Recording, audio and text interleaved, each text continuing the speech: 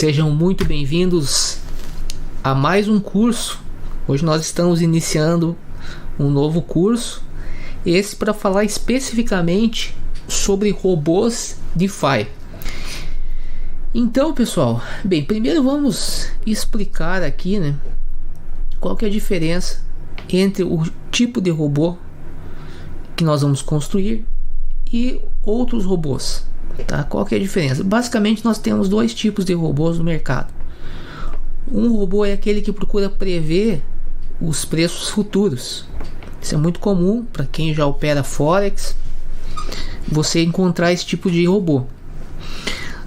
Outro tipo de robô é o robô focado mais na parte de arbitragem. O que ele faz? Basicamente ele precisa conseguir ter uma visão do mercado muito rápida, dos preços em diversos mercados e realizar operações. Esse tipo de robô ele é muito usado, esse segundo tipo, no mercado de finanças descentralizadas. Por quê? Porque no mercado de finanças descentralizadas nós temos várias exchanges que nos permitem, de maneira automatizada, fazer a verificação dos preços entre diversas corretoras e já programar as operações de compra e venda, empréstimos, dentre outras coisas que nós devemos ver aqui no decorrer do curso. Então, o que eu vou precisar fazer para poder criar o meu robô e esse robô poder fazer as operações para mim no mercado das finanças descentralizadas? Bem, eu tenho dois casos aqui, tá? Um caso é eu estar rodando um nó. Então nós sabemos que a blockchain, ela vai ter vários nós. Ela é uma rede. Cada bolinha dessa está representando um nó. Certo? E é aqui que ocorre as transações. Certo? Se eu não rodar um nó, e geralmente, não vou falar geralmente, é um processo um pouco mais complexo. É o ideal, na verdade, mas é um pouco mais complexo. Então você pode, nesse momento que você está fora da blockchain, que você não está rodando um nó, você vai precisar de um provedor. Alguém que faça esta conexão entre você que está aqui, tá? Curso de desenho também. E a blockchain. Quem que faz essa conexão? Quem vai fazer essa conexão é uma empresa chamada Infura. Na verdade, ela vai te fornecer um link, tá? Para você acessar a rede blockchain. Vou apagar isso aqui que tá horrível. O Infura está aqui, ó. Você vai ter que fazer uma conta, tá? E aí você vai ter basicamente um link. Eles vão te dar um link como este aqui, ó. Tá? Se você estiver utilizando a rede Rinkebai, que nós estamos utilizando aqui, vai ser esse link aqui. Se for outra rede, vai ter uma pequena modificação. Geralmente só muda aqui o nome para, se for Kovan ou Mainnet. E aqui você vai ter a tua API Key. Aqui eu poderia colocar o link já, e ele já vem com a API Key, mas eu estou utilizando aqui um artifício que é colocar essas informações sensíveis em um arquivo .env, tá? Caso você não saiba como é que funciona o .env, o ideal mesmo é você fazer um curso básico de JavaScript, mas basicamente ele é um arquivo onde eu vou colocar informações sensíveis. Essas informações são fakes, tá? Por isso que ele é .example, e essas informações elas vão ser resgatadas no meu arquivo depois de instalado este programa aqui, .env. Eu vou requerer a utilização aqui por meio dessa expressão, e aí eu vou pegar ela fazendo process.env. E aí o nome da variável que está armazenando a informação sensível, tá? Então o Infura vai me dar conexão. Outra coisa que eu preciso é de uma chave privada para mim poder, que é uma espécie da senha que vai autorizar as transações, tá? Também eu vou colocar ela no arquivo .env. Não posso subir hipótese alguma para o GitHub, certo? Então essas são as informações. Outra coisa, eu preciso obviamente que está conectado à rede, Aqui eu estou conectado à rede Rinkebai, que é uma rede de testes, que ela é identificada pelo número 4, é o Network ID, tá? Blockchain ela está na internet e ela é uma rede dentro da internet. Na internet tem várias redes e eu preciso identificar essas redes. Então, no caso aqui, a Rinkeby é identificada por esse número. E aqui é quanto eu estou disposto a gastar para efetuar as transações. É o gas price, certo? Então, voltando aqui. Então essa é a primeira questão. A conexão, a chave. Agora o que mais que eu preciso? Deixa eu apagar isso aqui. Eu vou precisar também. Eu estou falando que eu estou conectado com um nó. Tá, mas como assim um nó? Não, eu quero na verdade me conectar com um smart contract. Smart contracts que representam e contém toda a lógica constante das plataformas DeFi. A rede ela simplesmente roda smart contracts. Então, voltando aqui, eu tenho a minha rede. Cada computador ele vai rodar uma função do smart contract. Se for, por exemplo, se eu quiser interagir com a Uniswap, eu vou interagir com o smart contract da Uniswap. Então, dentro da blockchain eu tenho vários smart contracts. E como que eu localizo isso? Eu preciso do endereço do smart contract, tá? Endereço. O que mais que eu preciso? Eu preciso de uma representação em JavaScript desse smart contract que eu chamo de ABI, Application Binary Interface. O que é o ABI? É uma versão JavaScript do smart contract, desse smart contract aqui, por exemplo. Aqui eu tenho um smart contract. Na verdade eu tenho funções de um smart contract da Uniswap. Por que eu tenho apenas essas funções? Porque eu interajo apenas com as funções necessárias para a operação que eu quero realizar. No caso eu quero fazer uma compra eu quero fazer um swap, né? Uma troca de um token por outro, uma troca de Ether por DAI. Então, para fazer isso, eu vou precisar, nesse caso, apenas dessas duas funções, tá? Nós já vamos explicar e entender o que cada uma dessas funções faz. Só que isso aqui é o código em Solidity do Smart Contract. Isso aqui vai ser compilado, vai gerar um que nós chamamos de bytecode, que vai rodar na máquina virtual da Ethereum. Isso aqui vai ser lido pelos nós. No caso que estou criando o meu programa em Node.js, eu preciso de uma versão em JavaScript disso aqui. Essa versão em JavaScript ela me é dada tão logo eu faça a compilação do Smart Contract. Assim que esse código é compilado, é gerado um artefato chamado ABI, que está aqui, ó. Essa aqui é a versão JavaScript dos contratos com os quais eu estou interagindo, tá? E aqui eu tenho algumas outras informações também, tá? Então já temos aqui, né, o endereço do contrato e a ABI. A partir dessas duas informações, aí eu vou precisar do Web3, que é uma biblioteca, vamos dizer assim, mas ele tem como função fornecer expressões em JavaScript para que você possa se comunicar com os smart contracts que estão rodando aqui na blockchain. Então eu penso o seguinte: os smart contracts que estão rodando aqui na blockchain estão rodando basicamente na linguagem de máquina, né, da linguagem que a Ethereum Virtual Machine entende. Você precisa se comunicar, você precisa passar comandos. Você não vai passar comandos em linguagem de máquina, você vai passar comandos em JavaScript. E para que você possa fazer isso, basta que você tenha uma conexão com esses nós e essa interface em JavaScript dos contratos. Uma vez tendo isso, você obviamente precisa conhecer as expressões em JavaScript que vão te permitir fazer esta conexão. Esses são os elementos, tá, pessoal? Então já vamos agora para o código, para que nós possamos entender aqui o que efetivamente está se passando.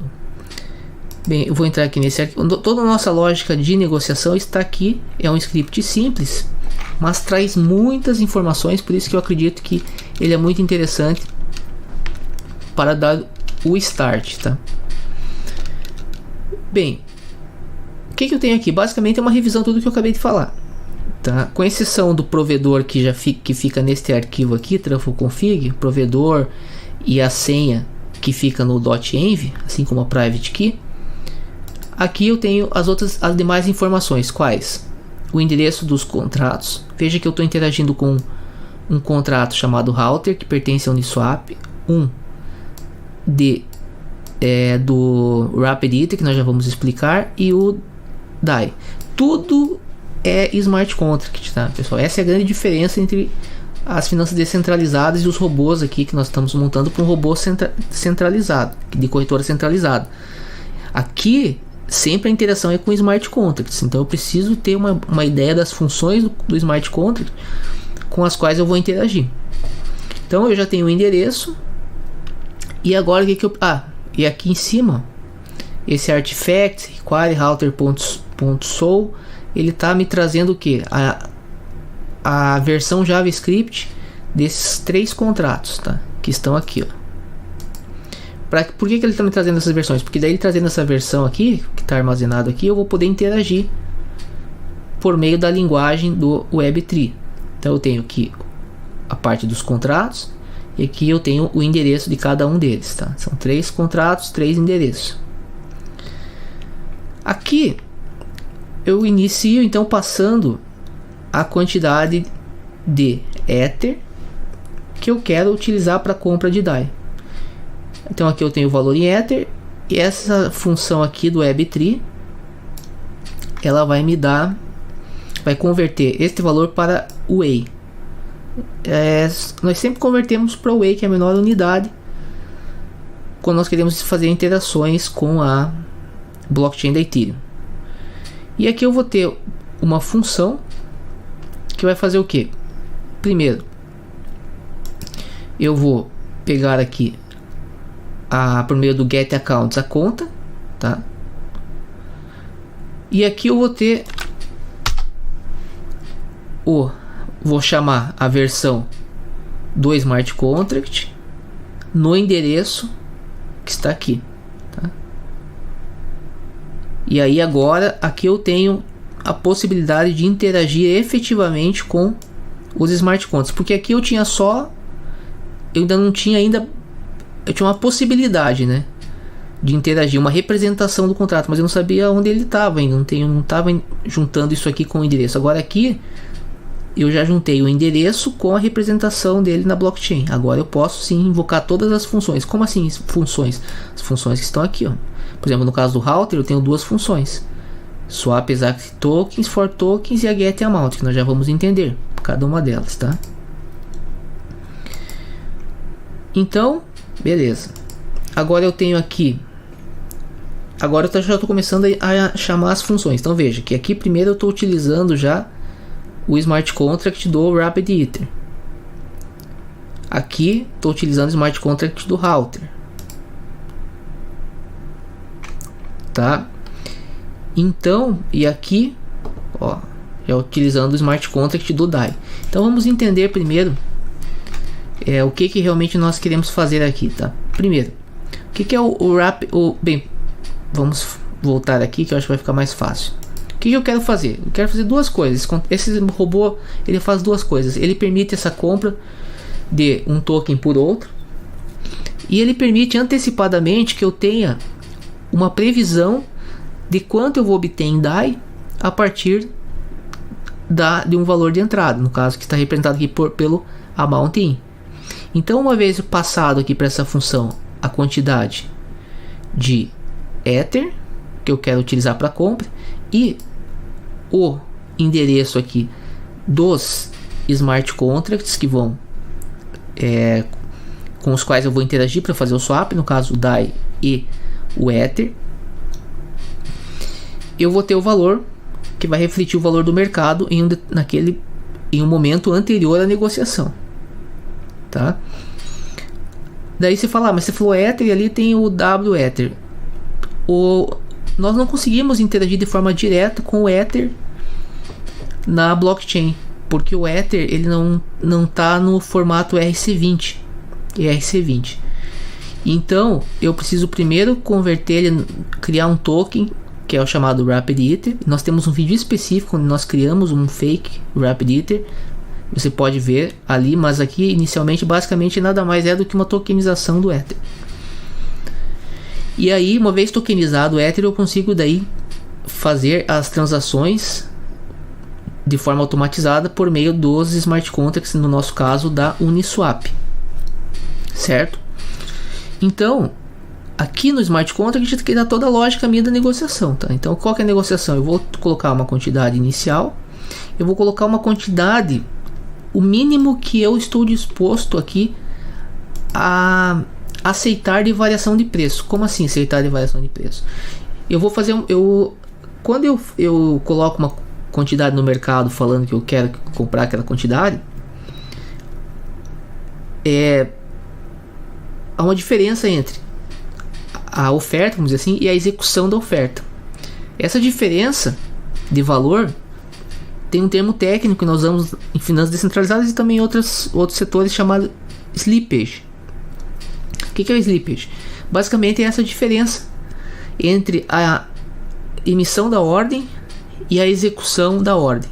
Então pode dar uma variação e eu preciso prever quanto eu estou disposto a aceitar. É como se fosse um limit order, por exemplo, nas corretoras aí centralizadas. Então eu preciso prever essa questão quanto eu estou aceitando. Nós vamos fazer isso no smart contract. Então eu vou colocar a quantidade inicial do Ether, que antes de colocar como Ether eu vou converter para Rapid Ether. Daí eu vou dizer quantos por cento eu estou disposto a aceitar de diferença. Vou colocar a relação, o endereço do par que eu vou negociar, o endereço para quem vai esses valores, e aqui o deadline. O que acontece? Eu posso colocar uma ordem. Veja que na blockchain existe um tempo até as operações elas serem mineradas, e às vezes dependendo do gas, dependendo da situação do mercado, essa ação ela pode ficar muito tempo. Então eu preciso especificar um período até quando essa minha ordem será válida. De repente eu não estou disposto a ficar um dia lá esperando. Já aconteceu se ficar às vezes um dia lá esperando e a transação não se realiza, tá? Dependendo da condição do mercado. Então eu coloco ali no nosso caso, a gente vai colocar 10 minutos, tá? E aqui essa outra função, veja que essas funções elas são providas pelos smart contracts da Uniswap. Mas onde que estão esses smart contracts? Nós vamos aqui, ó, no GitHub. Tá tudo no GitHub, pessoal. Ó, no caso aqui a gente vai interagir com a Uniswap versão 2. Então eu tenho aqui, por exemplo, o contrato.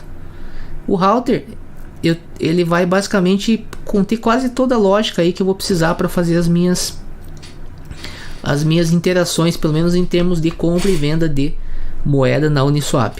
E aqui, ó, veja que eu tenho várias funções, tá? Várias funções. Mas pro meu caso eu quero apenas esta aqui, né, que é o get amounts out, que é o in get amounts out, e também o swap exact tokens for tokens. Não é esse aqui, não é este aqui. Cadê? Swap exact tokens for Ether, tokens for exact swap tokens for exact tokens. Acho que é essa aqui. Não, swap exact tokens for tokens, essa aqui, ó. Então essas são as funções que eu vou chamar ali pelo Web3, tá? Então beleza, então eu tenho aqui as duas funções e eu vou aqui no meu script eu vou interagir com ela, só que por meio do Web3, tá? Então a primeira coisa que eu vou fazer aqui, eu vou depositar, né, o Rapid Ether. Aí eu vou aprovar que o router aqui, né, da Uniswap, que ele possa gastar o Rapid Ether no meu nome.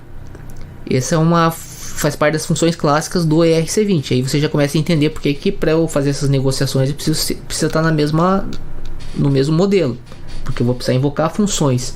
Então no caso específico da mercado financeiro centralizados e outras operações que são feitas por smart contract, eu preciso aprovar o smart contract para que ele possa fazer essas operações em meu nome, que é basicamente isso que é feito.